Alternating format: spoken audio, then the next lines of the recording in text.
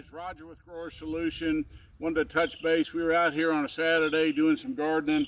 I wanted to show you, this is a root maker pot tray that we have. And if you notice, they're very much tapered and they go in and out on the bottom, so you don't have the spiraling on the bottom of the pot.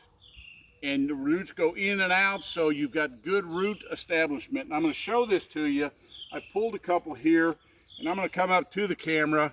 You can get a good idea of what those look like. See how you've got roots going in and out and in and out, and it'll just shoot out and it won't spiral on you. We're going to plant these. These are actually some Cherokee candy roasters. If you've never seen them, it's just an old heirloom. Some people call it a pumpkin. I call it a squash. They make fantastic pumpkin pies, and that's the reason I'm putting out. Again, thank you so much. We appreciate your business. See you next time.